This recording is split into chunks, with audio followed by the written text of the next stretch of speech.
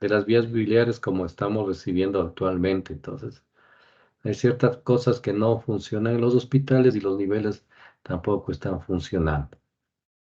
Entonces, vamos a empezar primerito por términos que son los que ustedes con frecuencia se confunden, ¿cierto? Entonces, tenemos que la colelitiasis, ¿qué significa colelitiasis? La colelitiasis significa pues, la presencia de cálculos en el interior del colédoco. Entonces,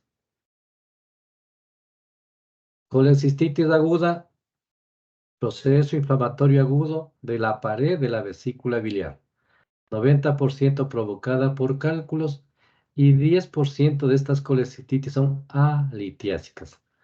Entonces, dos términos que empiezo explicándoles este rato, luego ya vamos en una diapositiva a explicar la colelitiasis asintomática, la colelitiasis sintomática, ¿sí? Entonces, colelitiasis, presencia de cálculos en la vesícula. Colecistitis, complicación de la colelitiasis. Entonces, ¿cuál es la complicación?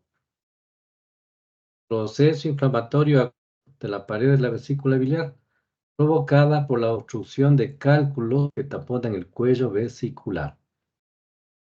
Coledocolitiasis, cálculos en el colédoco, cálculos en la vía biliar. Colangitis, complicación de la coledocolitiasis. Sí, proceso inflamatorio de la bilis de los conductos biliares. Si vemos la diapositiva, vemos la colelitiasis, presencia de cálculos en esta bolsita que es la vesícula, que vamos a ver algo de anatomía. Y cuando los cálculos taponan el cuello o el conducto vesicular, aumenta la presión dentro de la vesícula, se desencadena el proceso inflamatorio con liberación de lecitina, fosfolecitina, prostaglandinas, edema de la pared, ¿sí? Infección de la bilis de la vesícula y proceso inflamatorio agudo.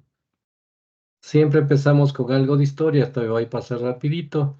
Entonces, la litiasis biliar es tan antigua como la humanidad, se encontraron descritas ya en las momias egipcias 3000 años antes de Cristo.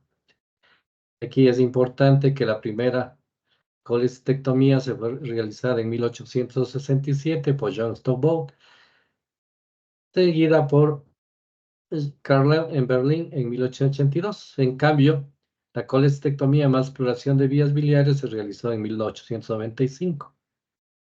Entonces, aquí es importante los inicios de la laparoscopía a partir del año de 1962. Los primeros laparoscopistas fueron ginecólogos, no fueron cirujanos. Y así tenemos que View en 1986, el que hizo la primera colecistectomía laparoscópica exitosa, pero él no tuvo mucha difusión. Y el que se llevó los éxitos de todo esto es el francés Philippe Murat, en Francia, en la frontera con Barcelona, en 1987, que realizó la primera laparoscopía exitosa en Europa y en América, Redig y Olsen en 1988, en nuestro medio, alrededor del año 2000, un cirujano, un doctor Gastón Guerra, que había trabajado en los Estados Unidos, vino y realizó la primera Cole Lab en la clínica internacional, me parece. Luego se realizó en la clínica Pichinche con cirujano del Eugenio Espejo, el doctor Ricardo Carrasco, y de ahí arranca el boom hasta la actualidad. La vesícula se origina en la cuarta semana, viene del intestino anterior como un divertículo ventral, donde están el hígado, el árbol biliar y una porción del páncreas. Entonces, desarrollo embriológico. Un pequeño resumen de la anatomía. Entonces, conductos pequeños hacen conductos más grandes o conductillos más grandes intrahepáticos.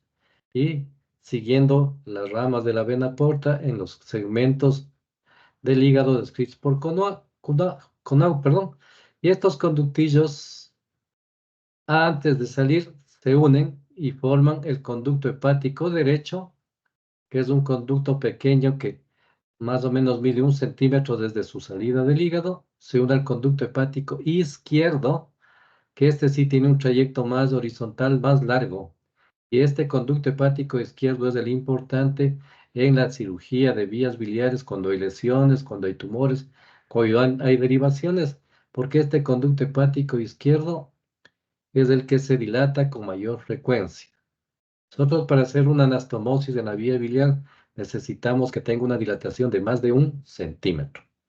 Entonces, este conducto hepático derecho y el conducto hepático izquierdo se unen más o menos entre 1 a 1,5 centímetros de la salida del hígado y forman lo que se llama el confluente. Es la unión de los dos conductos hepáticos y se continúan con el conducto hepático común. ¿Están claros, chicos, hasta ahí? Sí, Doc. Sí, Doc. Ya, entonces los conductos grandes, digamos, ya en el exterior, el hepático derecho y el hepático izquierdo. El importante, el hepático izquierdo, donde se realizan todas las anastomosis, todas las derivaciones, porque el hepático izquierdo es más largo y es el que se dilata con mayor frecuencia. Se unen y forman el confluente entre los dos hepáticos y es el sitio de asiento de un tumor que debuta con ictericia obstructiva que se llama el famoso tumor de Klatskin. Entonces, cuando se pregunte quién produce ictericia obstructiva en la unión de los conductos hepático derecho o en el confluente, es el tumor de Klatskin. Entonces, el hepático derecho y el hepático izquierdo forman el hepático común. Entonces, el hepático común se une con el conducto cístico que que viene desde la vesícula, que mide de 2 a 4 centímetros de largo y tiene un diámetro de aproximadamente 0,3 milímetros. Entonces, para que pase bilis por conducto se necesita mínimo 0,2 y este conducto cístico mide alrededor de 0,3 milímetros la luz. En cambio, la luz de la vía biliar mide 0,7 milímetros, entre 5 y 7 milímetros. ¿Sí? Un poquito más de diámetro en los pacientes ancianos o en los pacientes que se ha hecho colecistectomía. Entonces, los radiólogos dan que mide hasta 8 o 9 milímetros. Pero nosotros vamos a considerar la luz del colédoco 7 milímetros, la luz del cístico 3 milímetros. Entonces, hepático derecho se une al hepático izquierdo, forman el hepático común. Este se une con el conducto cístico y forma la vía biliar principal o el conducto colédoco, que tiene 4 porciones: la porción supraduodenal arriba del duodeno, retroduodenal, la porción intrapancreática y la porción intraluminal, que está dentro de la segunda porción del duodeno y desemboca en la papila o la ampolla de Vater. Este conducto termina como conducto común con el conducto de Wirsum que viene desde el páncreas. En un 70-80% de pacientes, estos dos terminan en la segunda porción del duodeno. ¿Alguna pregunta, chicos, hasta ahí? ¿Una pregunta, chicos? No. Ya. Entonces, nosotros cuando hablamos de tumores de ictericia obstructiva, hablamos de 4 tumores principales que se llaman tumores periampulares, que quiere decir peri, que están alrededor del ámpula, alrededor de la segunda porción del duodeno. En orden de frecuencia, el cáncer más frecuente es el cáncer de cabeza de páncreas en primer lugar. Segundo, el ampuloma o cáncer de la papila. El ampuloma, segundo.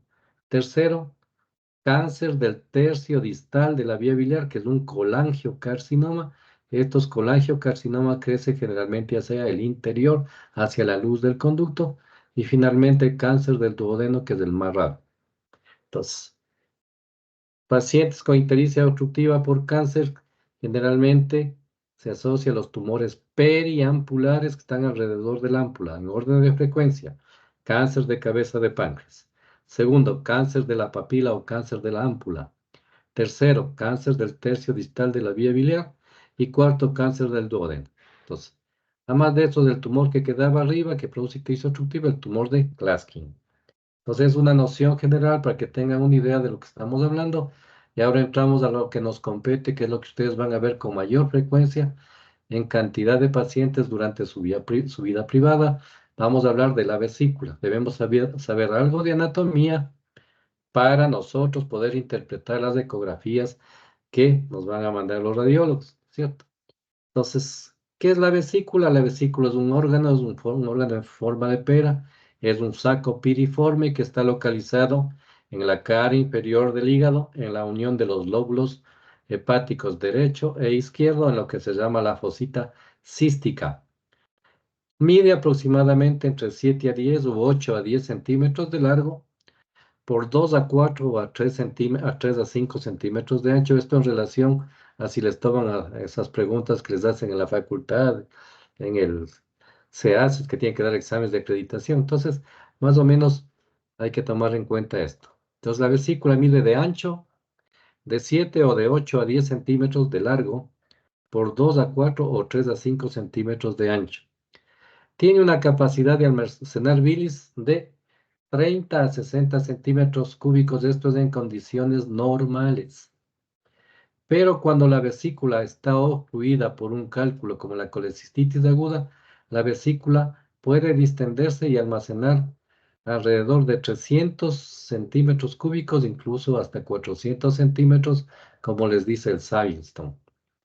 La vesícula se compone de 3 partes: el fondo, el cuerpo y el cuello vesicular. En el cuello vesicular existe una pequeña formación en el borde inferior en forma de saco que se llama el infundíbulo o la bolsa de Harman, que es importante para la tracción durante la colecistectomía. Esta vesícula se continúa con el conducto cístico, que ya dijimos que mide de 2 a 4 centímetros de largo y su luz mide aproximadamente 3 milímetros. Dentro del conducto cístico existen unos pequeños pliegues que se llaman las válvulas de Heister, pero que no pueden impedir que salgan cálculos desde la vesícula hacia la vía biliar, pero no cumplen el papel exacto de un esfínter.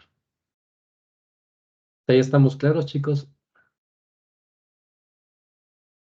Sí, doc. Sí, ya. Entonces aquí es importante, si es que ustedes van a ser cirujanos, se llaman los triángulos de seguridad para evitar lesiones de la vía biliar o de los conductos, ¿sí? Son el triángulo hepatocístico y el triángulo de Boudet. Entonces, el triángulo de Boudet fue descrito en 1906, ¿sí? Y está formado por el borde inferior del hígado, hacia arriba, hacia afuera la vesícula y el conducto cístico, y hacia adentro el conducto hepático común, es el verde grande que ustedes le ven en la diapositiva. En cambio, el triángulo de Calot está formado a través de este triángulo de Boudet. El triángulo verde pasa. ¿Qué tenemos ahí? La arteria cística. La arteria cística rama de la arteria hepática derecha que va a dar irrigación a la vesícula. Entonces, la arteria hepática derecha de la cística, y esta al llegar al borde de la vesícula se divide en una rama superficial y en una rama profunda. Entonces, esta arteria cística que está con esa línea roja es el borde inferior del triángulo de Calot. Está formado hacia arriba la arteria cística, hacia afuera el conducto cístico y hacia adentro el conducto hepático común. Aquí encontramos un ganglio que se llama el ganglio de Mascagni. Entonces, son importantes estos triángulos que ya les describimos, el hepato cístico y el triángulo de Calot que está con puntitos en la parte baja, ¿sí? Porque dentro de estos triángulos tenemos la arteria hepática derecha que podemos lesionar si no disecamos bien. Podemos tener una arteria hepática aberrante que puede venir de la mesentérica superior. Y ahí estamos con la arteria cística, también puede haber conductos biliares aberrantes. Existe un alto porcentaje de estructuras anatómicamente anómalas que pueden existir en estos triángulos. Hay unos que dicen que hay alrededor de un 53% de estructuras, todos tienen las mismas arterias, los mismos conductos, pero la posición cambia en un 53% de pacientes. Por eso se ha dado importancia a estos triángulos. ¿Alguna pregunta, chicos, hasta ahí?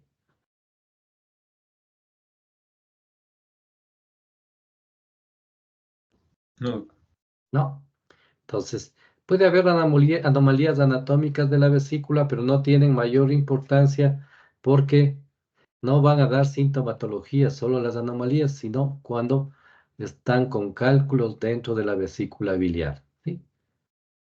Entonces aquí tenemos un ejemplo de la irrigación de la arteria de la vesícula, dada por la arteria cística es rama de la arteria hepática derecha. La arteria hepática derecha es rama de la arteria hepática común. La hepática común es rama del tronco celíaco. ¿Quién sabe por qué está formado el famoso tronco celíaco.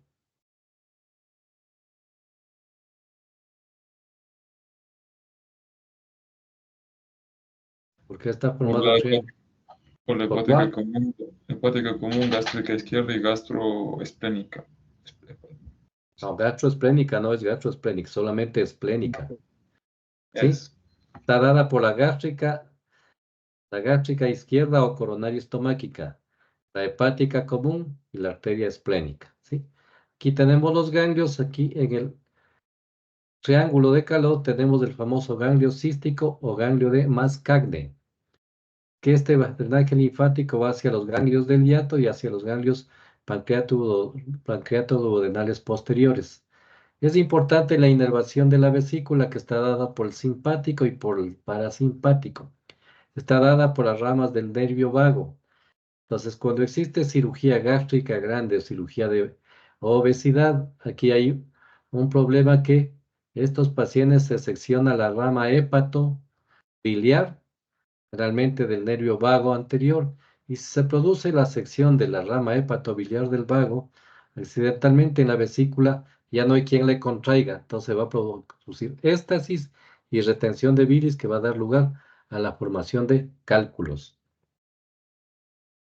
Entonces, esa es una otra pregunta importante.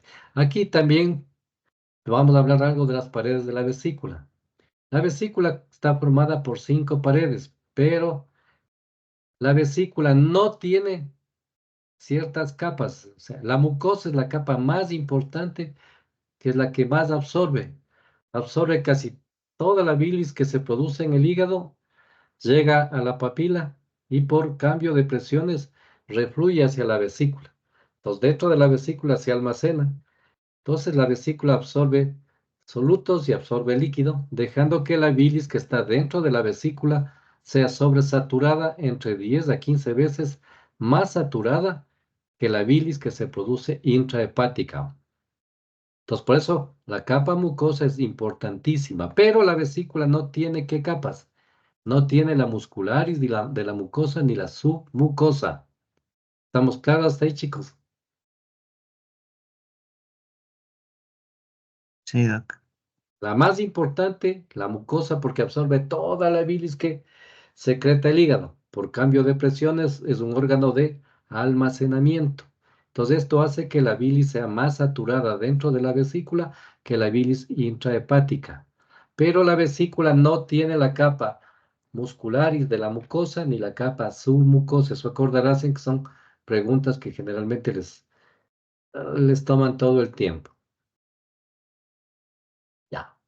Pues ahora sí vamos a entrar en algo de materia que ustedes ya les adelanté al inicio. La colelitiasis, presencia de cálculos en la vesícula. Colelitiasis asintomática. Paciente que tiene cálculos pero nunca le ha dado síntomas. Estas vesículas a ustedes meten en líos porque a veces piden ecografía, piden tomografía, por cualquier otra cosa, que eso es el error que están cometiendo en las emergencias y en el Eugenio. Se está haciendo de rutina. Paciente que viene por cualquier cosa, le hacen tomografía. Eso es un terrible error, porque la tomografía les produce una irradiación a los pacientes que va entre 6 a 7 años. No hay que pedir tomografías, sino volver a la clínica. Entonces, ustedes van a ser médicos de éxito, afinen lo que es semiología, lo que es clínica, antes de ir a los exámenes de gabinete que solamente nos ayudan a confirmar lo que nosotros estamos sospechando. Entonces, actualmente se desperdician muchos recursos, tenemos que volver hacia un mundo de años atrás, cuando la gente sí se dedicaba a hacer clínica. Entonces, colelitiasis asintomática, presencia de cálculos sin síntomas. Si el paciente tiene cálculos y no tiene síntomas de estos pacientes, no se operan. Se operan únicamente cuando hacen manifestaciones clínicas. Entonces, aquí me adelanto un poco a lo que, no sé si hay alguna diapositiva. Entonces, ¿cuándo hacemos una colecistectomía que se llama profiláctica? ¿Qué quiere decir? Que hay un paciente, le saco la vesícula profilácticamente para evitar que tenga manifestaciones clínicas. Primero, Como les dice Schwartz, cuando el paciente es un ermitaño, vive lejos y no puede acudir a un centro de salud, algún rato que le pesco y tiene cálculos en una ecografía, en una placa simple, que las placas simples solamente se ven un 10% de cálculos dependiendo de la formación del cálculo. Entonces, en él le saco profilácticamente para que alguna vez no haga cólicos. ¿Cuándo más? Pacientes que tienen antecedentes de cáncer o riesgo de presentar un cáncer o cáncer familiar, ese paciente se saca la vesícula, así sea asintomática. Pacientes con vesícula en porcelana, es premaligna. Pacientes con cálculos mayores a 3 centímetros.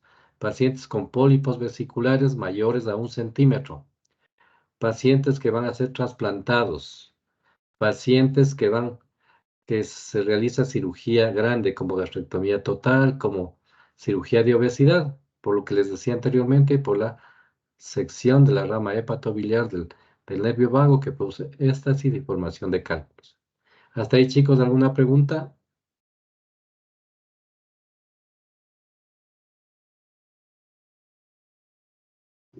Nada. No.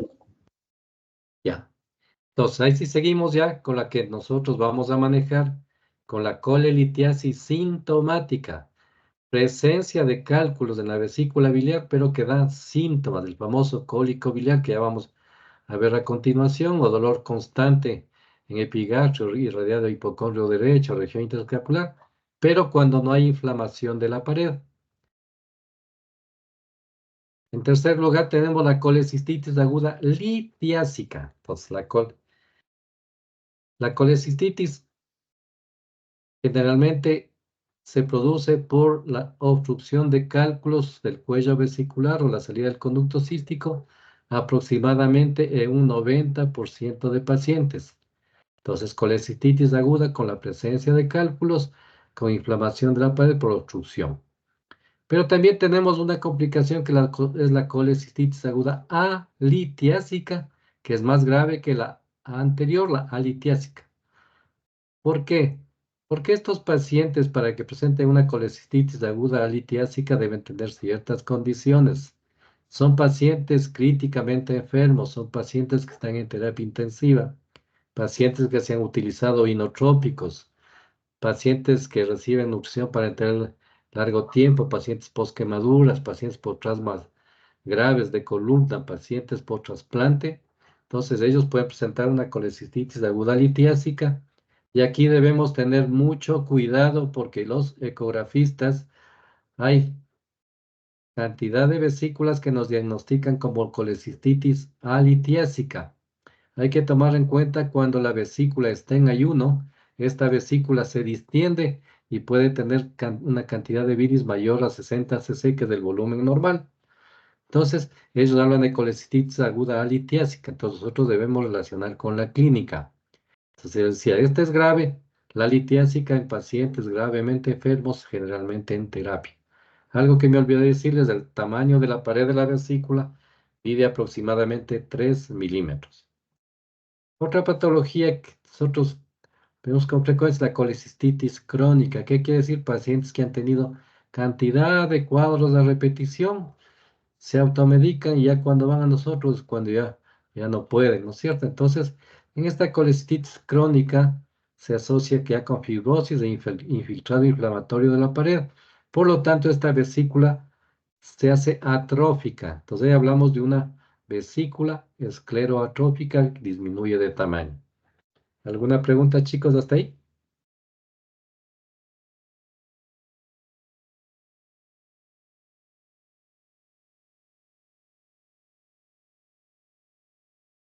¿Estamos claros, chicos? Sí. Ya. A veces me emociono y les digo un mundo de cosas que no están en las diapositivas, pero me paran o me preguntan. Entonces, lo que me interesa es que graben cosas pequeñas, pero cosas claves que les van a servir. Entonces, colelitiasis, lo que les decíamos, ¿no es cierto? Es una enfermedad sumamente frecuente, una patología común. En Europa, por ejemplo, en España se presenta en un 20% de la población. En un estudio sudamericano encontraron que se presentaba en un 11 a 36% de toda la población tenía colelitiasis. Se presenta con mayor frecuencia en mujeres que en hombres, ¿sí? Y en familiares que han tenido antecedentes en familiares directos con litiasis vesicular. Existen varios factores para desarrollar la presencia de cálculos vesiculares. Los americanos han hablado de las 4 Fs, ¿no es cierto? Female, Fat, Forty, Fertility, que quiere decir mujeres, obesos, mayores de 40 años, ¿sí? Y embarazadas. Entonces, la colelitiasis aumenta frecuentemente con la edad. Generalmente aumenta los factores de riesgo en pacientes mayores de 65 años. Pacientes de sexo femenino tienen mayor riesgo de operarse de la vesícula, pacientes con historia familiar, los embarazos, la obesidad. La obesidad generalmente por el aumento de la secreción hepática de colesterol, el uso de anticonceptivos orales, sobre todo los estrógenos, ¿sí? Favorecen el desarrollo de litiasis vesicular.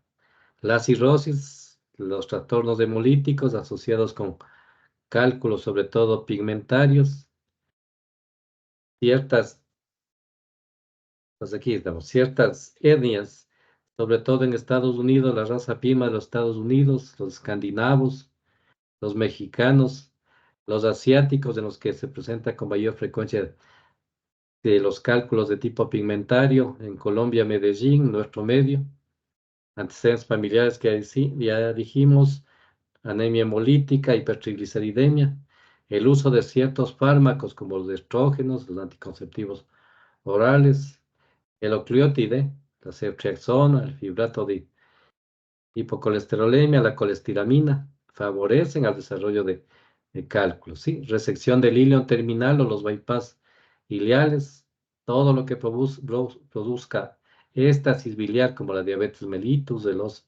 la utilización de nutrición parenteral, la posvagotomía, otras enfermedades inflamatorias del intestino como la enfermedad de Crohn, ¿sí? Estos son factores de riesgo para el desarrollo de cálculos. Entonces, aquí es importante, antes de seguir, conocer que existen varios tipos de cálculos.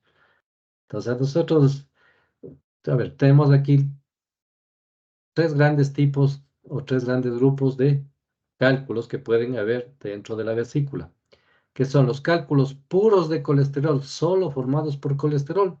Son un 10%. Estos son cálculos grandes, únicos, mayores a 1 centímetro, de color amarillo, blanquecino, color yeso, por ejemplo, o color hueso más fácilmente, que se rompen fácilmente cuando yo le aplasto con los dedos, se rompen. En segundo lugar, tenemos la mayoría de cálculos que están abajo, los mixtos. Estos son la mayoría, son cálculos formados por colesterol, pigmentos biliares, bilirrubinato, desoxibilirrubinato cálcico, y estos cálculos mixtos, que son la mayoría o casi todos los que encontramos en las vesículas que operamos, son cálculos múltiples, facetados, son parecidos a los granos de maíz, que se colocan uno sobre otro y es difícil romperlos con los dedos. Y finalmente, el tercer grupo de cálculos son los cálculos pigmentarios, que representan un 15 a 20%, y de estos son 2 grupos. Los cálculos negros asociados a cirrosis hepática, a trastornos hemolíticos, y en segundo lugar, los cálculos pardos o marrones asociados a procesos infecciosos. ¿Alguna pregunta, chicos, hasta ahí? No, Doc. Aquí tenemos ejemplos de cálculos, ¿no es cierto? Los cálculos del lado izquierdo son los cálculos oscuros, más bien son de cálculos de tipo pigmentario. Los cálculos son facetados, digo. Los cálculos de la derecha, estos son cálculos marrones asociados más bien a procesos infecciosos. Entonces, los negros asociados a cirrosis hepática y trastornos hemolíticos. Estos de la derecha son cálculos marrones asociados a procesos infecciosos. Ya. Para que se formen los cálculos, ¿quién sabe cuál es cómo se forman los cálculos?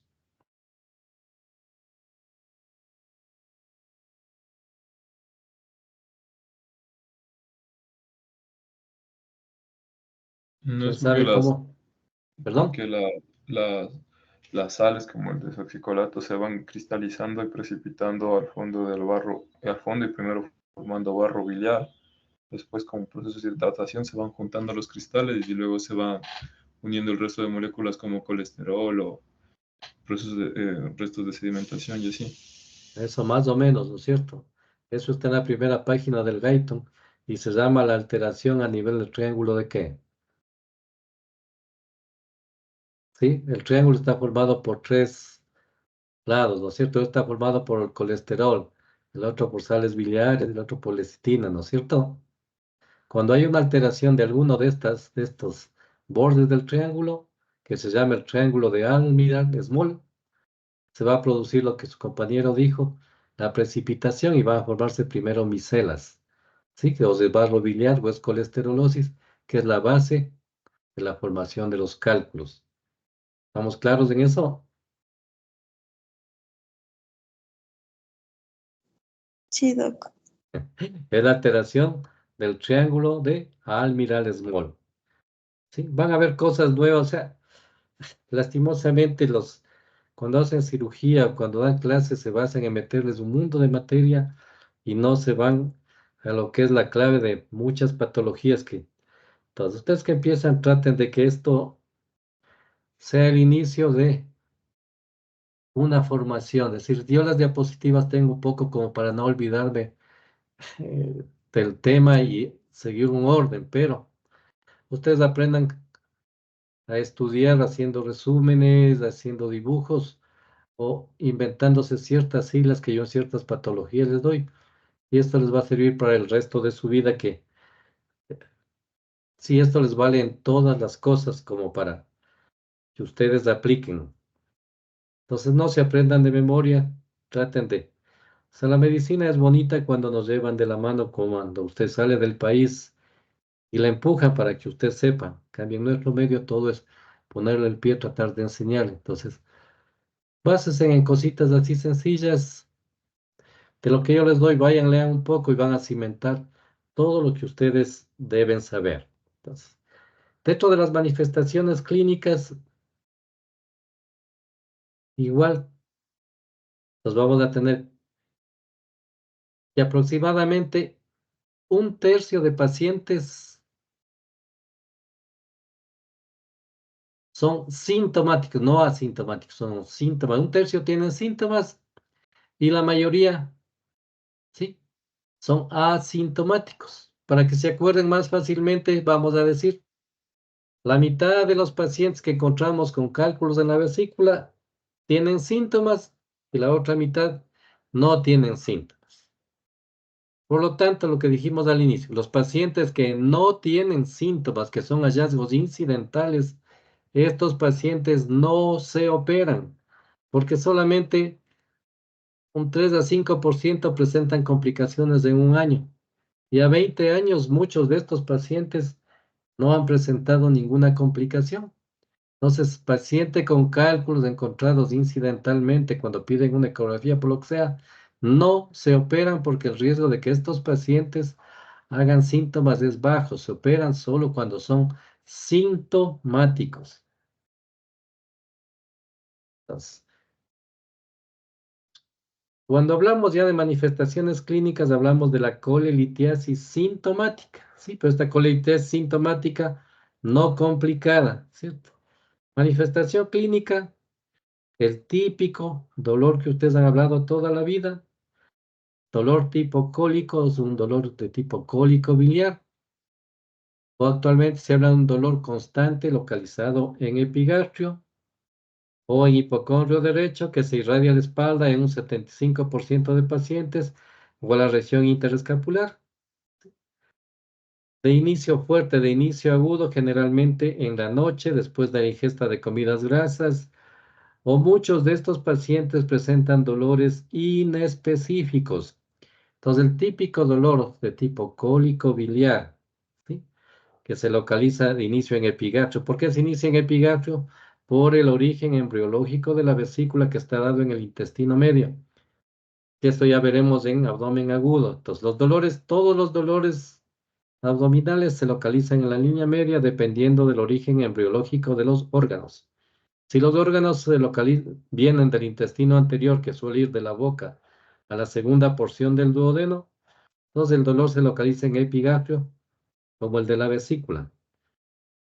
Sí, de los órganos que originan en el intestino medio, el dolor se localiza en mesogastrio. Y si vienen del intestino posterior, el dolor se localiza en hipogastrio. Todos los dolores en la línea media, sí, empiezan como dolores de tipo visceral. El dolor visceral es inicialmente de tipo inespecífico, de difícil diagnóstico, y cuando el paciente le pregunto dónde tiene el dolor, el paciente me señala con toda la mano. En cambio, cuando el dolor ya se vuelve un dolor de tipo parietal o somático en el sitio donde el órgano está afectado, el paciente me indica solamente con el dedo. Entonces, volvemos a lo nuestro. Las manifestaciones clínicas de un paciente con colelitiasis: dolor hipocólico o constante localizado en epigastrio o irradiado a hipocondrio derecho, que puede irradiarse a la espalda o a la región interescapular en 75% de pacientes, y que se autolimita o puede desaparecer espontáneamente entre 1 a 5 horas. Cuando persiste más de 24 horas, se habla de cólico biliar mantenido, como hablan los españoles o como hablan los chilenos, generalmente después de las comidas, por la noche o después de que el paciente ha tenido alguna depresión, algún trastorno. Pero muchos de estos dolores se presentan sin la ingesta, sin ninguna otra cosa, son dolores atípicos. Entonces, puede ser la primera vez que el paciente presente un cólico biliar o ya tenga episodios previos. Las complicaciones se dan cuando los pacientes ya han tenido varias recurrencias de este dolor. ¿Estamos claros, chicos, hasta ahí? La manifestación clínica inicial del dolor. Sí, doc. Ya. Puede acompañarse de náuseas y vómitos, sí, pero la náusea puede ser reflejo del dolor, y cuando hay vómitos, estos vómitos son escasos. No se asocia con toma del estado general, no tienen ictericia y no tienen fiebre. ¿Por qué se produce el dolor? El dolor se produce porque un cálculo tapona el conducto cístico, ¿sí? Se produce un espasmo porque la vesícula trata de enviar bilis hacia la parte distal. Entonces, como no puede, existe dolor por el cálculo en el cuello vesicular. Entonces, si el dolor dura más de 24 horas, ya puede sospecharse que puede haber una complicación.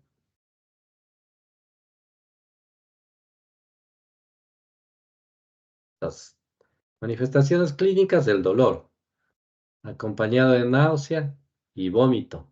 Pero como les dije, pueden presentarse pacientes con manifestaciones atípicas, ¿sí? Pueden presentarse eh, sí, con síntomas de flatulencia, dispepsia, cambios en el hábito deposicional, puede haber pirosis,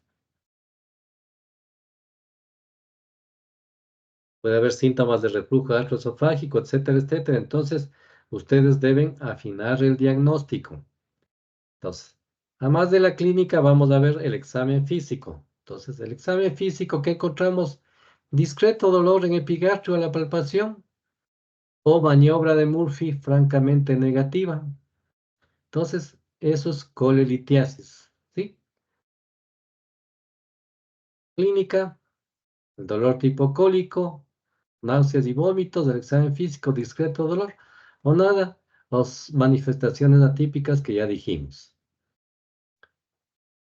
Diagnóstico: clínica. El gol estándar para diagnosticar procesos vesiculares, la ecografía de hígado y vías biliares. Entonces aquí vamos a ver la vesícula, la presencia de cálculos, pero sin cambios inflamatorios en la pared. El volumen está normal. Entonces, este paciente tiene una colelitiasis que va a autolimitarse el dolor, o cuando ustedes le manejen con analgésicos. La biometría hemática negativa porque no hay repercusión sistémica. La química sanguínea igual es negativa. Imágenes de ecografía con la presencia de cálculos, cálculo grande único. En el lado izquierdo, en el lado derecho, litiasis múltiple, que hay que diferenciar con la presencia de pólipos vesiculares.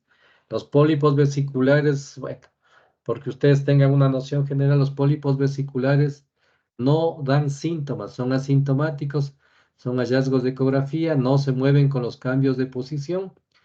Los pólipos vesiculares que tienen importancia son cuando tienen más de 1 centímetro por el riesgo de malignidad. Si tienen pólipos menores a 1 centímetro, se hace un control con ecografías cada año. Solamente si aumentan de tamaño, van a cirugía, de lo contrario, no se operan los pólipos vesiculares.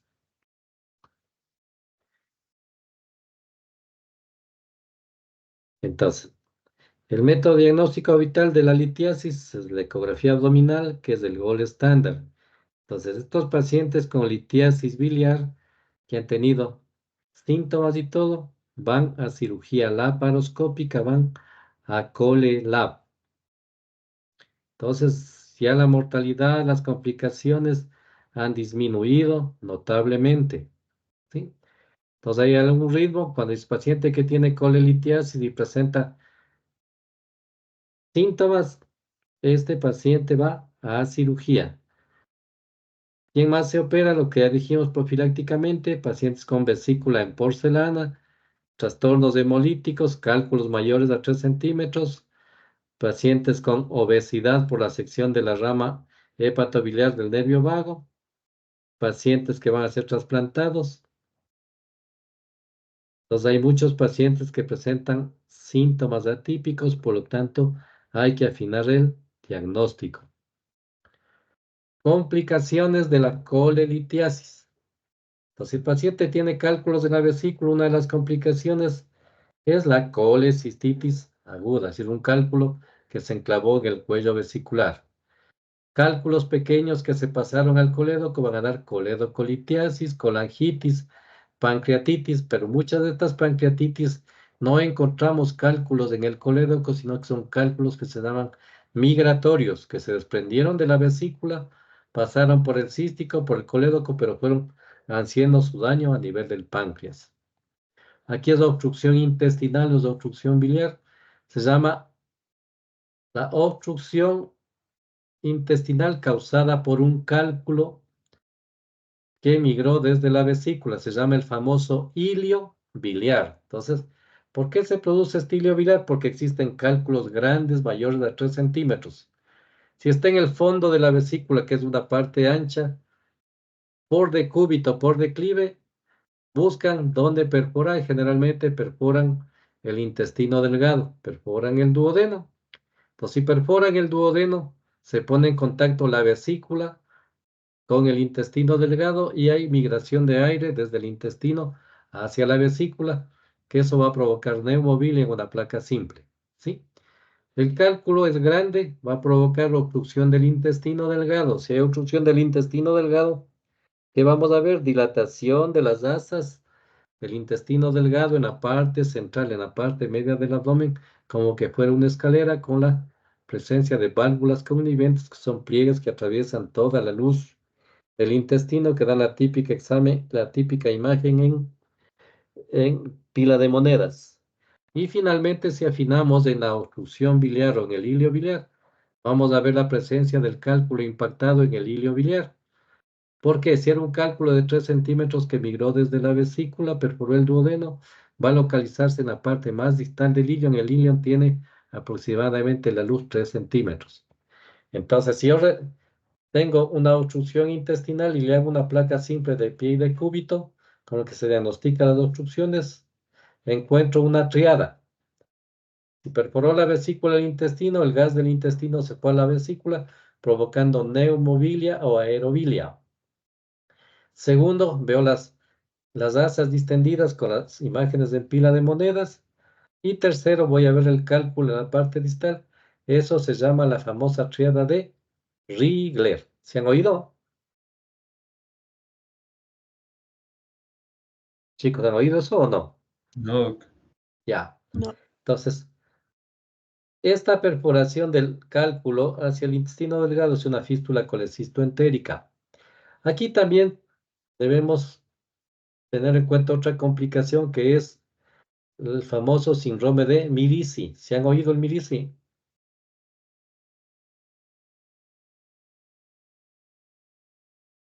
¿Se han oído el síndrome No, de Mirici? No.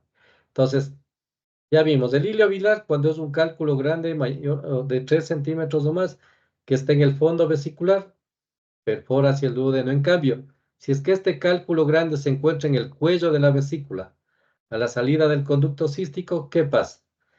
Este cálculo grande empieza a presionar la pared de la vesícula y aplasta la pared del colédoco. Entonces no perfora todavía, no hace fístulas, solo por compresión. Esto se llama un Mirici 1. ¿Cuál es el Mirici 1? Cuando el cálculo gigante, cálculo de 3 centímetros, le comprime la pared de la vesícula y esta comprime la pared del colédoco, Mirici 1. Pero cuando este mismo cálculo ya perfora la pared de la vesícula y perfora la pared del colédoco y empieza a introducirse, si tapa el 25%, Mirici 2. Si tapa el 50% del conducto colédoco, Mirici 3. Y si tapa el 100% de la luz, se llama Mirici 4. ¿Estamos claros en eso?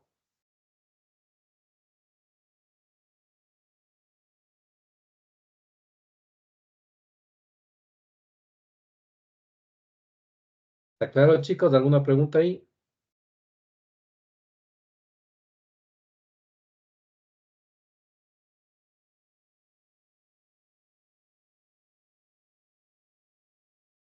Pablo, ¿alguna pregunta? No, Doc, creo que todo está claro. Ya. Entonces, ya vimos el hilio biliar, vimos el síndrome de Mirici. El hilio biliar hay autores que le conocen como un Mirici 5. También es importante el carcinoma de la vesícula biliar. ¿Por qué? Porque si operamos 100 vesículas con cáncer, casi todas tienen cálculos dentro de la vesícula. Entonces se cree que el proceso crónico de tener cálculos puede ser un precursor en el desarrollo del cáncer vesicular. Tratamiento de la colelitiasis.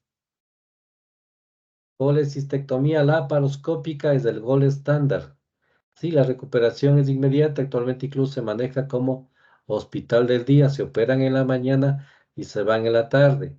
La mortalidad es inferior al 0.16%. Pues aquí tenemos ya, vamos a hablar ya de las complicaciones, ¿cierto? Y dentro de las complicaciones tenemos la colecistitis aguda. Sí, es proceso inflamatorio agudo de la pared de la vesícula biliar en un 90% de pacientes provocada por la obstrucción litiásica por cálculos y 10% es alitiásica. Entonces, esta obstrucción persistente de la vesícula en el cuello o en el conducto cístico, ¿qué provoca? Aumento de la presión intravesicular, ¿sí? Con el consiguiente riesgo de isquemia e infección. Entonces, al obstruirse el cuello vesicular en 90-95% causada por cálculos, entonces se cierra aquí el conducto, está taponado, ¿qué pasa?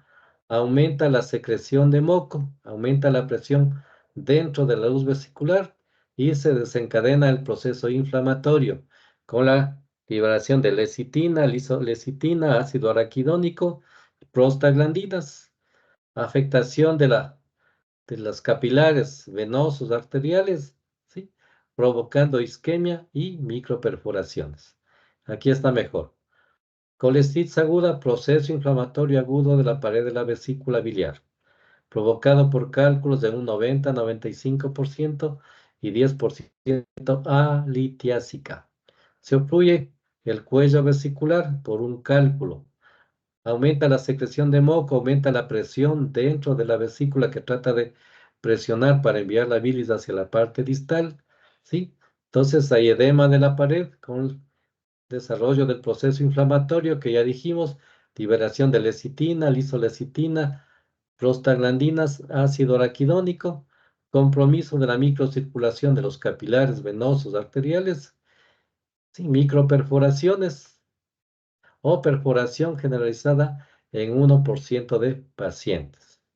Aquí igual, obstrucción del cuello vesicular, aumento de la presión dentro de la luz de la vesícula, ¿no es cierto? Que estamos aquí. Éstasis biliar, edema, liberación, desarrollo del proceso inflamatorio, compromiso venoso inicialmente y luego arterial, isquemia, microperforaciones o perforación generalizada en 1% de pacientes.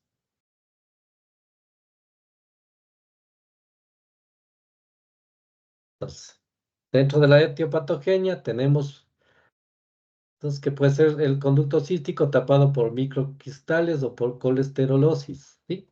Entonces, se obstruye la luz vesicular, hay un sobrecrecimiento bacteriano, activación de la fosfolipasa 2, igual proceso inflamatorio, lo que ya vimos. Aquí es importante saber qué bacterias son importantes o son más frecuentes en la vesícula, ¿sí? Vesícula y generalmente vías biliares. Entonces, si yo tengo un paciente con colestitis aguda, igual siempre voy a tomar un cultivo de la bilis que encuentro en esta vesícula y el 50-70% van a ser positivos, ¿sí? A bacterias, ya vamos a ver cuáles. Y en un 2.5% de pacientes encontramos pus dentro de la vesícula que se llama empiema vesicular. Muchas veces antes de que se haga esta empiema vesicular, las sales biliares se absorben por la mucosa de la vesícula y dentro de esta queda un líquido transparente, un líquido parecido al agua, un líquido parecido al moco, que se llama hidrops vesicular, ¿sí? Entonces, si hay sobrecrecimiento bacteriano, se produce lo que se llama piocolecisto o empiema vesicular. ¿Estamos claros en esos términos, chicos? ¿Te han oído Sí, hablar del hidros vesicular y del empiema o del piocolecisto?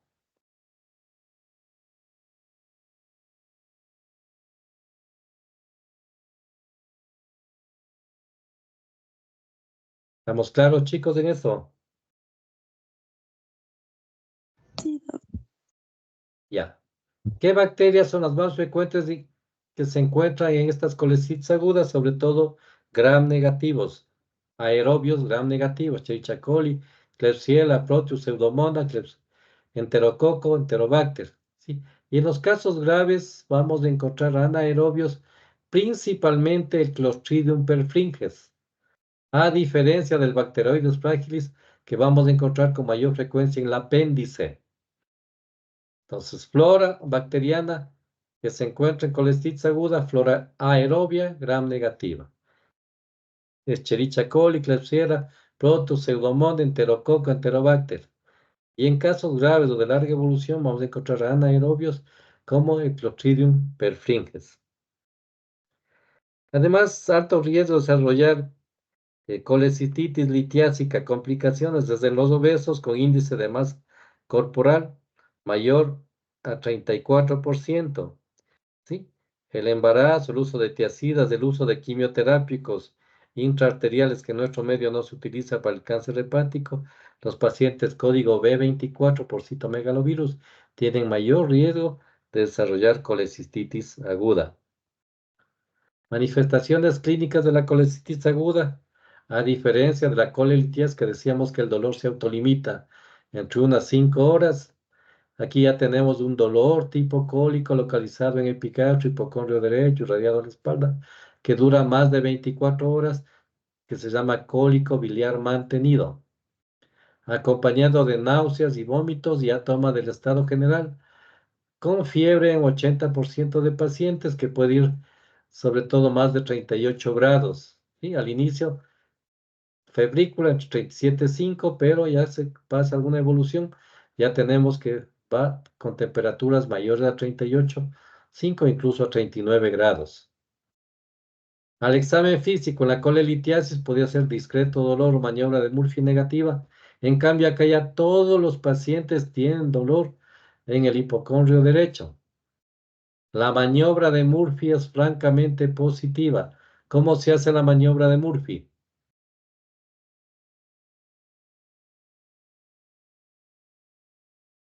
Se le se coloca la mano sobre la región donde está el hígado y se le hace inspirar al paciente. Y cuando expira, cuando detiene la expiración, es un Murphy positivo porque siente dolor. Ese es punto vesicular. La maniobra de Murphy se hace paralelo al ombligo. ¿Sí? Con el dedo pulgar le coloco paralelo al ombligo, siguiendo el borde externo del recto. ¿Sí? Y voy ascendiendo desde la parte paralela al ombligo, voy ascendiendo con los movimientos de inspiración y la expiración. ¿Sí? Entonces voy presionando y le suelto, presiono y le suelto. Entonces, el paciente inspira y expira. Y el momento que llego al reborde costal, cuando hay una vesícula inflamada, el momento que desciende, esta vesícula inflamada se pone en contacto con mi pulgar. Entonces el paciente tiene, para que sea positiva la maniobra, ¿qué debe haber?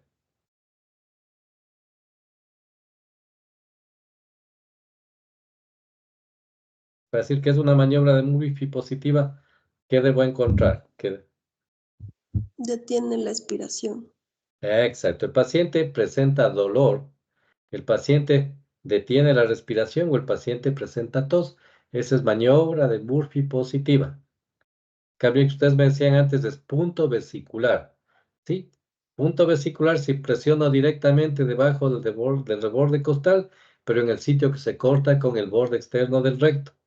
O si trazo una línea desde el ombligo hacia el hueco de la axila en el sitio que se corta con el reborde costal, también se llama punto vesicular positivo. Entonces la maniobra es con el pulgar paralelo al borde externo del recto y voy ascendiendo poco a poco hasta que llego al reborde costal. ¿De acuerdo? Puede haber una contractura o una defensa muscular en un 50% de pacientes. Y en un 20% de pacientes con colecistitis aguda, puedo encontrar una vesícula palpable que también se encuentra típicamente en los pacientes con cáncer periampular. ¿Cómo se llama la vesícula palpable?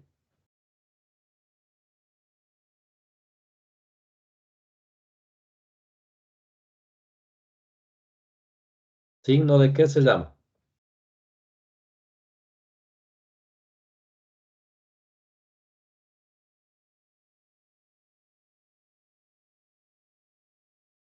¿Quién No es sabe? Bardi Pig.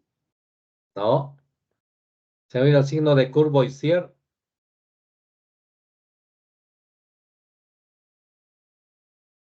¿Sí? ¿Alguien ha oído o no? Entonces, una vesícula palpable que se presenta en 20% de colecistitis aguda o en cáncer, en cáncer de la parte distal de la vía biliar, se llama el signo de Courvoisier, la presencia de vesícula palpable. Diagnóstico, como les dije al inicio. Entonces, si quieren hacerse famosos, tener pacientes, esto es eminentemente clínico, no existe sustituto en la clínica. Manifestaciones clínicas. Y con los exámenes de laboratorio vamos a confirmar lo que ya sospechamos con clínica. Entonces, primerito, biometría hemática, como dijimos, es una itis. Hay ya toma del estado general. Generalmente existe una leucocitosis, ¿sí? De entre 2 y 15 y 18.000 al inicio, y luego que ha evolucionado pasado los 20.000 con desviación a la izquierda. Las enzimas, generalmente cuando es colecistitis aguda, suelen ser normales, no existen alteraciones. En un paciente con colecistitis aguda, ¿puede haber ictericia o no puede haber ictericia?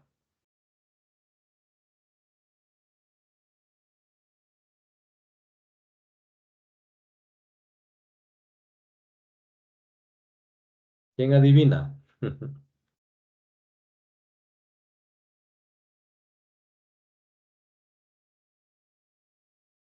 Me parece que no, pero creo que cuando es el síndrome de Miri sí podría haber ictericia. Exacto.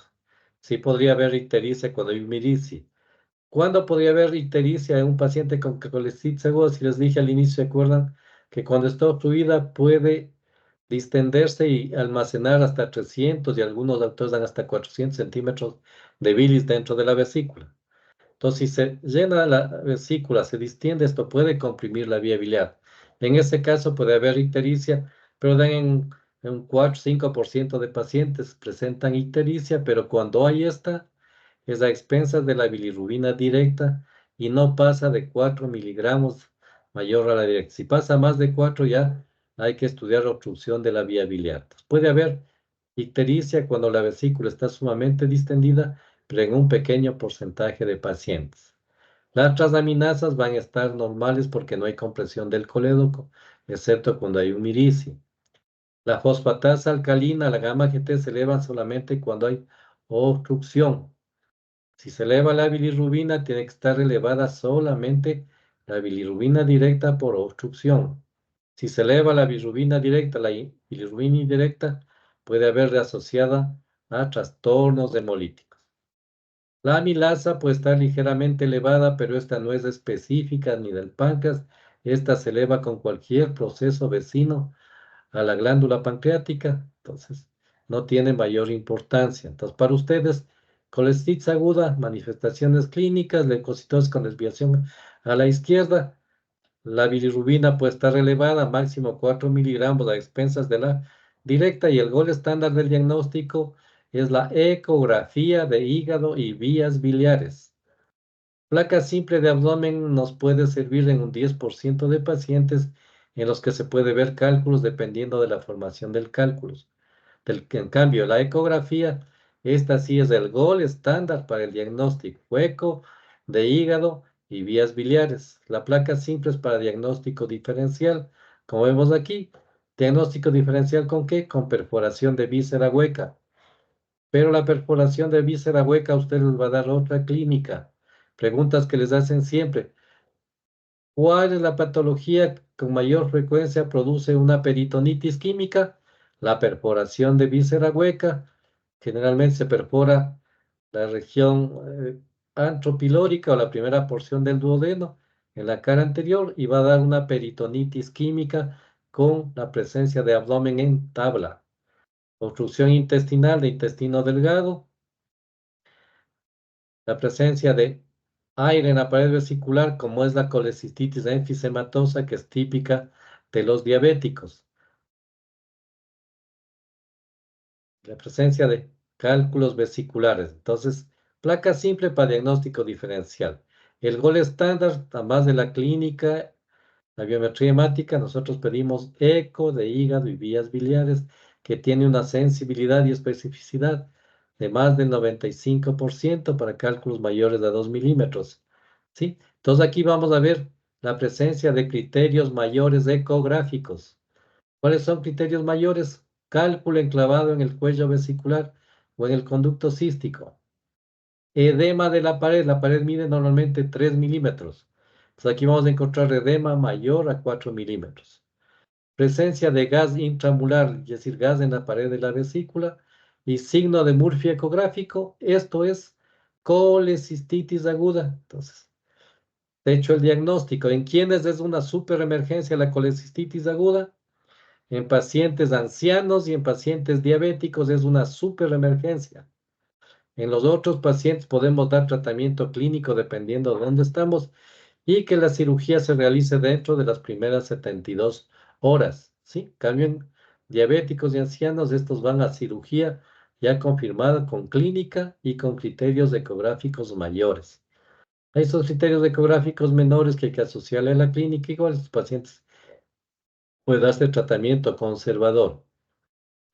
La colecistitis aguda, aumento del volumen de bilis dentro de la luz vesicular, edema de la pared y la presencia de cálculos enclavados en el cuello vesicular con signo de Murphy ecográfico. Entonces el diagnóstico o los criterios diagnósticos actualmente se basan en las guías de Tokio que fueron descritas en el año 2013 y fueron modificadas en el año 2018, ¿cierto? Entonces, pero de aquí hay que excluir lo que es la hepatitis aguda, la colecitis crónica y otras enfermedades. Entonces, los criterios diagnósticos se basan en los criterios de Tokio. Entonces aquí tenemos tres variables, que son A más B más C, que suman lo que son los signos de inflamación local, los signos de inflamación sistémica B y los hallazgos de imagen, los hallazgos ecográficos. Entonces, para diagnosticar, si yo tomo en cuenta los signos de inflamación local que son la maniobra de Murphy, que ya dijimos inicialmente. ¿Sí? Segundo, la presencia de masa palpable, dolor en hipocondrio derecho o sensibilidad en cuadrante superior derecho. Signos locales. En cambio, los signos sistémicos ya son fiebre alta generalmente 38,5, 39. Proteína C reactiva elevada. La proteína C nos indica infección o proceso inflamatorio. Los leucocitos elevados, ¿sí? Están más a 10.000 con desviación a la izquierda o leucopenia. Aquí siempre deben tomar en cuenta un paciente que tiene glóbulos rojos bajos, tiene leucopenia, ese paciente está séptico hasta que no se demuestre lo contrario. Y en C tenemos los hallazgos de imagen, los criterios ecográficos. Entonces, sospecha diagnóstica, si tengo un ítem de A y un ítem de B, sospecha. Pero diagnóstico definitivo, si tengo uno de A más uno de B y más ecografía, entonces este paciente tiene una colecistitis aguda. ¿Están claros en eso, chicos? Sí, Doc. Entonces, y ahora tenemos los grados de severidad de colecistitis aguda que ustedes deben manejar. Generalmente ustedes van a ver los grados 1 y los grados 2 son los que van a ver. Grado 3 preferible que no vean.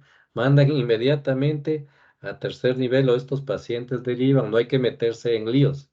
Hasta grado 2 ustedes podrían manejar. ¿Sí? Una colecistitis severa. Grado 1 es una que no cumple los criterios de 2 y 3. La 2 es la más frecuente que van a encontrar. O sea, entonces, colecistitis aguda con leucocitosis mayores a 18.000. Masa palpable en cuadrante superior derecho o contractura muscular. Dolor de más de 72 horas de evolución. ¿Sí? Entonces, ¿qué quiere decir? Que aquí ya existe una inflamación local, una colecitis granulosa, un absceso, ¿sí? Un plastrón vesicular, un absceso hepático, una colecitis eczematosa. Entonces, con grado 2, ustedes ya pueden empezar tratamiento estos pacientes. El soporte inicial, ¿qué debe ser? Además de la historia clínica y todo lo demás, sí, vía y antibióticos y analgésicos y ese paciente, sí. Si ustedes iniciaron tratamiento antibiótico y no remiten 24, 48 horas, este paciente urgente a otro nivel, no aguanten estos pacientes, a pesar de que un 70-80% de pacientes mejoran con tratamiento clínico. Entonces, la grado 1 es una sencillita que se pueden tratar, no pasa nada, máximo hasta la grado 2. Ya grado 3 deriven pacientes que van a terapia que ya tienen disfunciones, ¿no es cierto? ¿Estamos claros, chicos, en eso?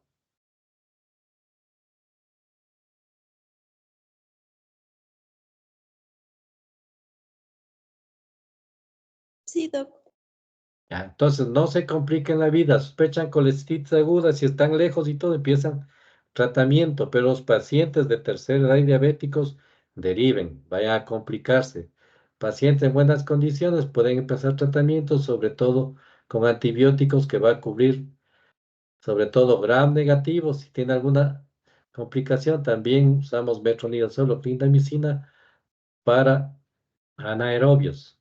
Complicaciones de una colecitis aguda, empiema vesicular o piocolecisto que se da en 2,9% de pacientes. Fístulas. Fístula colecistoentérica, que va a ser un hilio biliar, un síndrome de Medici. Si se perfora la vesícula, puede presentar una peritonitis local con presencia de plastrón o peritonitis generalizada que se da en 1% de pacientes. Obstrucción de la vía biliar por compresión, colangitis ascendente. También puede haber pancreatitis. Estas son complicaciones graves. Diagnóstico diferencial, que ya dijimos, primerito con perforación de úlcera péptica. Esta se presenta con un dolor tipo tenebroso, tipo punzada, la úlcera péptica en epigastrio, que hay que hacer diagnóstico diferencial con infarto agudo de miocardio de la cara inferior, con colecistitis aguda. Diagnóstico diferencial con apendicitis aguda, dependiendo de la posición del apéndice. A pesar de que la posición más frecuente del apéndice retrocecal ascendente en 65% de casos, seguido de la pelviana en 30%, puede haber apéndices que estén localizadas en hipocondrio derecho, puede haber ciegos altos. Entonces, aquí hay que hacer diagnóstico diferencial con apendicitis aguda. La pancreatitis igual por el tipo de dolor. Si sabemos que 80% de pancreatitis pueden ser asociadas a litiasis vesicular o a ingesta de alcohol. La litiásica corresponde a un 45-50% de causa de pancreatitis. Neumonía, neumonitis, hepatitis agudas por la distensión de la cápsula de Gleason, etcétera, etcétera. Hay que hacer diagnóstico diferencial de la colecistitis aguda.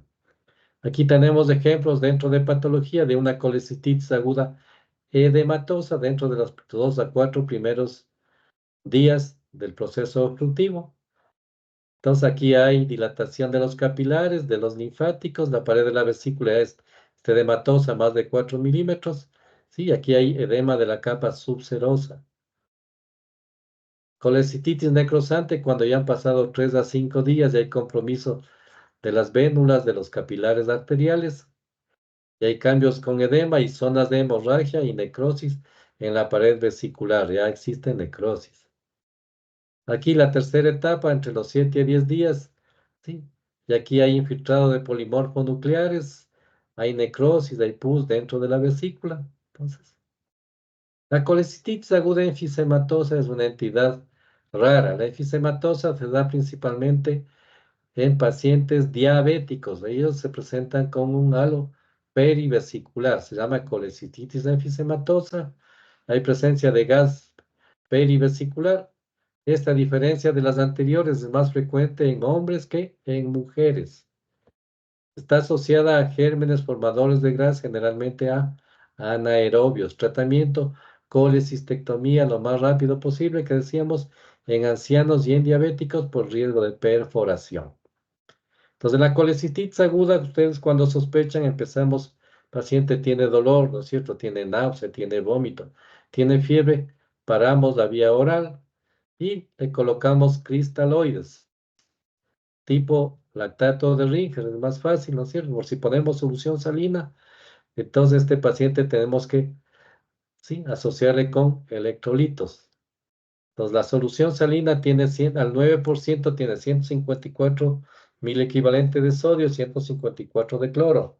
El lactato de Ringer tiene 130 de sodio, 109 de cloro, 4 de potasio, 3,5 de calcio. Entonces, si usamos destroza en agua al 5%, tenemos que añadir electrolitos. Es más fácil usar lactato de Ringer. Entonces, si estoy en algún sitio donde puedo pedir exámenes, biometría hemática, electrolitos, gasometría, fosfatasa alcalina, gamma GT, ¿sí? Y antibióticos, analgésicos, inhibidores de la bomba de protones. ¿Estamos claros, chicos, en esto? Tratamiento inicial que ustedes van a dar, NPO. Colocamos soluciones salinas, vía, ¿sí? Entonces tomamos muestra para biometría y todo esto, si hay fiebre y todo, podemos hacer un hemocultivo. Analgésicos, pueden usar metamizol, pueden utilizar tramadol, diclofenaco intramuscular, ¿sí? Inhibidores de la bomba de protones y antibióticos que nos cubran gram negativos y anaerobios. En la colecistitis aguda, tratamiento, esto es un tratamiento de emergencia. La experiencia nos da que estos pacientes deben operarse dentro de las primeras 72 horas, a pesar de que los metaanálisis nos dicen que podemos operar hasta 7 a 10 días después de iniciado el cuadro. Pues estos metaanálisis son hechos fuera de nuestro medio, nuestros pacientes son diferentes. Una cosa es lo que nosotros hacíamos en España, que operábamos vesículas bonitas, otra cosa es lo que operamos en nuestro medio, se opera cosas muy complicadas. Entonces, tratamiento quirúrgico de urgencia, diabéticos, tercera edad, y siempre intentar realizar dentro de las primeras 72 horas. De lo contrario, enfriamos el cuadro con analgésicos, con antibióticos, y la colecistectomía se hace diferida Dentro de 6 a 8 semanas, una vez que se ha desinflamado, podemos hacer colecistectomía laparoscópica. ¿Sí? Pasadas las 72 horas, operamos solamente los pacientes que no han mejorado, ¿sí? Y con técnicas quirúrgicas complejas. Entonces, un proceso salvatorio que tenemos en los pacientes con colecistitis aguda, es decir, si yo tengo un paciente anciano con un mundo de comorbilidades, que este paciente corre el riesgo de morirse dentro de la cirugía, existe un procedimiento que le salva la vida, que es un drenaje percutáneo guiado por ecografía o por tomografía. Se funciona desde el exterior la vesícula y se hace una colecistostomía percutánea. ¿Están claros, chicos, en esto? ¿Alguna pregunta?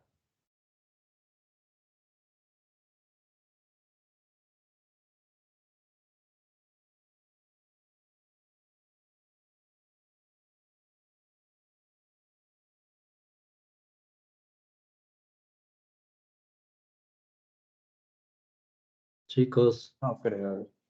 Todo claro. No, ¿están claros? sí está bien. Ya. Pues momento óptimo de la colestectomía dependiendo de dónde estemos. ¿Qué dijimos? Colestectomía temprana dentro de las primeras 72 horas. Los metaanálisis nos dan entre 7 y 10 días. ¿Sí? Entonces, pacientes diabéticos, pacientes ancianos, cirugía inmediata. Pacientes que no tienen estas características, se puede enfriar el cuadro y se hace el tratamiento diferido 6 a 8 semanas para hacer cirugía laparoscópica de vesícula. Entonces, si empiezo con cirugía laparoscópica y hay dificultad de disecar el triángulo de calor, entonces esto se puede convertir en una colecistectomía abierta. Proceso salvatorio, colecistostomía, que puede hacerse por vía percutánea guiada por ecografía o por tomografía. Y si ya estoy en el transoperatorio, este paciente le hemos convertido, se ha hecho cirugía abierta, entonces se puede hacer resección parcial de la vesícula.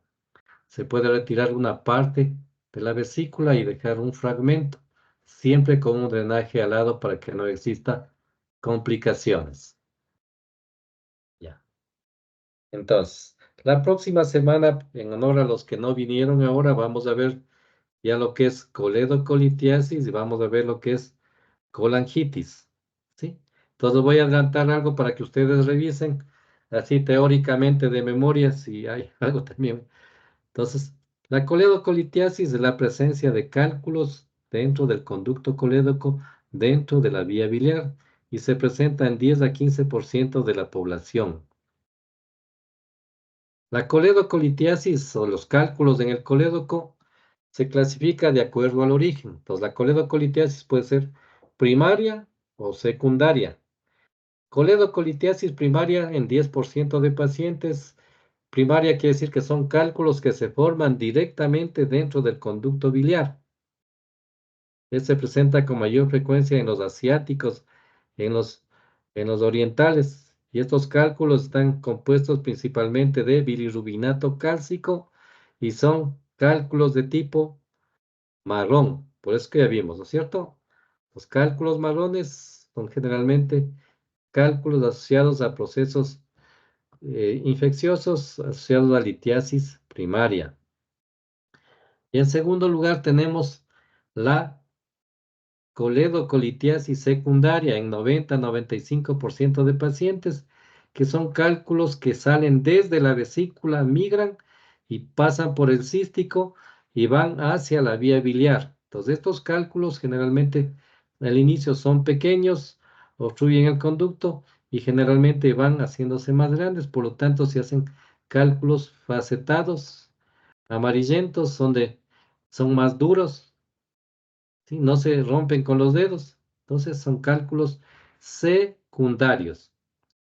Aquí también se habla de los cálculos del conducto biliar, la coledocolitiasis primaria o secundaria, ¿no es cierto? Primaria, cálculos se forman directamente en el conducto, ¿sí? O cálculos secundarios de un 90-95% secundarios, quiere decir que los cálculos originales están en la vesícula, migraron y taparon el colédoco. Entonces aquí también se habla de coledocolitiasis residual o coledocolitiasis recidivante. Residual, si es que el paciente presenta síntomas dentro de los 2 primeros años de haberse operado. Coledocolitiasis residual. Pero si el paciente se presenta síntomas pasados los 2 años después de haberse operado, se llama coledocolitiasis recidivante. Manifestaciones clínicas de la coledocolitiasis parecidos a los de la vesícula, pero estos de un 50% presentan fiebre, más escalofríos, ictericia y dolor. Esto se llama la famosa tríada de Charcot, descrita en 1877. Si es que no se desobstruye el conducto biliar, el paciente presenta otras 2 complicaciones. Los demás de la tríada forman lo que se llama la pentada. ¿Quién sabe cómo se llama la pentada? Reynolds. ¿Y el otro nombre? El primero, ¿cómo es? ¿Y en qué año se descubrió? Entonces, siempre que estudiemos, es bonito, o sea, pese al que vaya a ser cirujano, alguna cosa, siempre leer algo de historia. Entonces, se llama pentada de Dragan y Reynolds y fue descrita en 1959. Entonces, una de las trampas que se le hace para que ustedes se acuerden de la tríada de Charcot es igual a fosa ilíaca derecha, F, I más D, FID, eso es tríada de Charcot. Fiebre más escalofríos, ictericia, dolor. A esta tríada de Charcot le hago 2 flechitas hacia abajo, ¿sí? Entonces, la primera flechita dice tensión arterial baja y hipotensión. Y la otra flechita, que es decir, el paciente se pone cucú, dice hay alteraciones del sensorio, ¿sí? Eso se llama pentada de Dragan y Reynolds. Este paciente está grave. Complicación más grave de pacientes con colangitis es la formación de abscesos hepáticos múltiples. ¿Cómo se diferencia del absceso hepático? El absceso hepático mediano generalmente tiene clínica previa de diarreas, de dolores y todo esto, y el absceso hepático usualmente es único y se localiza en el hipocondrio derecho. Absceso hepático a mediano, el tratamiento no es drenaje, el tratamiento es clínico con metronidazol. En cambio, los abscesos secundarios a obstrucción de los conductos biliares secundarios a colangitis son abscesos hepáticos pequeños, múltiples en todo el hígado y se da tratamiento antibiótico incluso por 3 meses, generalmente ampisulbactam. ¿Alguna pregunta, chicos? Si no, ahí nos quedamos.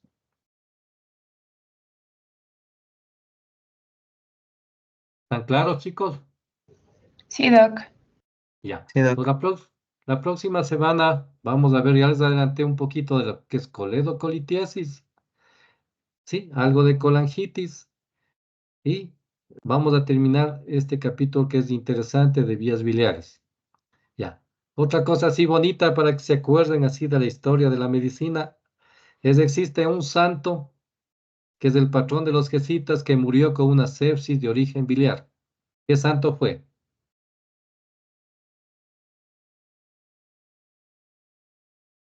Les dejo que estudien, no les dejo porque no han ido a buscar. Entonces hay un santo que murió con una sepsis de origen biliar, con una colangitis, que fue el patrono de los jesuitas. ¿Cómo se llama? Irán a visitar las catedrales y todo esto y en la compañía y lo saben decir, este santo es el precursor, pero no saben más que la historia. Entonces el que murió con sepsis de origen biliar fue San Ignacio de Loyola. ¿Sí? A este le descubrieron que tuvo una sepsis de origen biliar, una colangitis, cuando le hicieron una autopsia. Esto fue en Padua, en Italia, y el que le hizo la autopsia se llamaba Realdo Colombo. Con eso me despido. Nos estamos viendo, chicos, en el hospital. Cualquier pregunta sobre temas quirúrgicos, ustedes son un recuento de lo que es lo que vieron en el pregrado, entonces hoy ya afinamos, pero lo que me interesa es que sepan pocas cositas, pero sepan bien. Entonces, estoy a la orden. Cualquier cosa me preguntan. Y si no, nos vemos mañana en el hospital. Cuídense y buenas noches. Gracias, Gracias, doctor. Doc. Gracias.